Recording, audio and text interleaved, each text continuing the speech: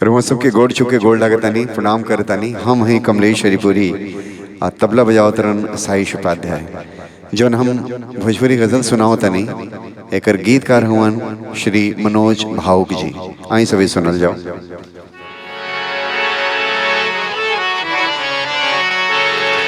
हमरा चुप्पी के मतलब लगावल गइल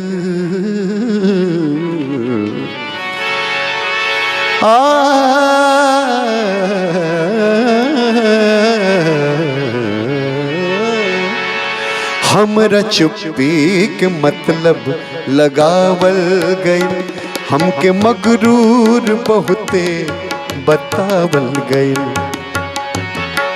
कितना सुगर शब्द बा, आई सभी सुनल जाओ। ओ हमरा चुप्पी के मतलब लगावल गइल, हमरा चुप्पी के मतलब लगावल गइल, हमके मगरूर बहुते बतावल गइल। हमरा चुप्पी के मतलब लगावल गइल।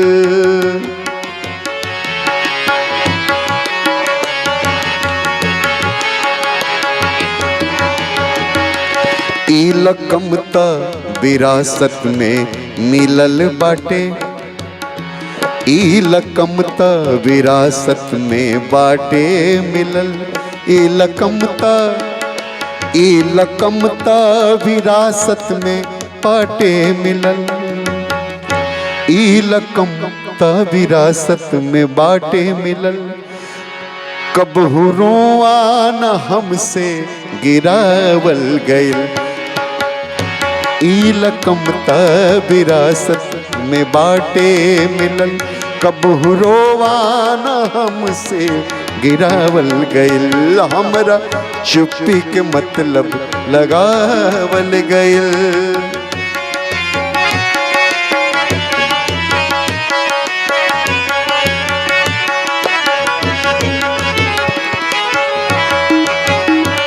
वाह वाह।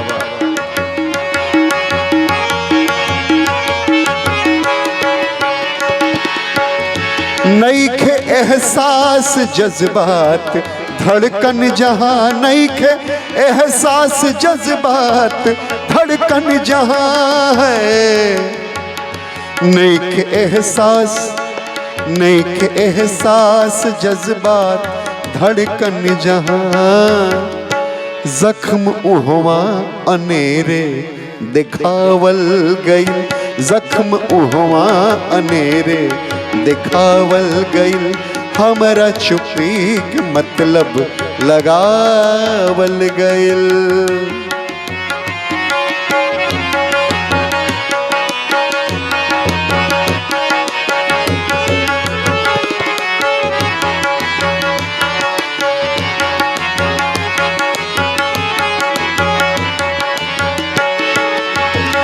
दर्द अल्फाज में ढल गइल, ओ से का है हो। दर्द अल्फाज में ढल गइल, ओ से का। दर्द अल्फाज में ढल गइल, ओ से का। गीत पत्थर के काहे सुनावल गइल, दर्द अल्फाज में ढल गइल, वो सिका।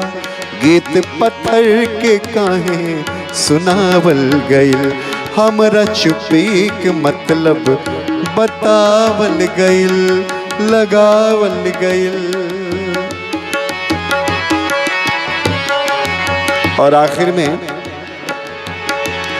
जाने का दुमन में फुटत बारहल, अरे जाने का दुमन में फुटत बारहल है। जाने का दुमन में फुटत बारहल, अरे जाने का दुमन में फुटत बारहल। जब से शादी के चर्चा चलावल गइल, हमरा चुप्पी के मतलब लगावल गइल, हमके मगरूर बहुते बतावल गइल, हमरा चुप्पी के मतलब लगावल गइल, हमरा चुप्पी के मतलब लगावल गइल है। ये गीत कैसन लागल लिख के जरूर बताए कमेंट बॉक्स में।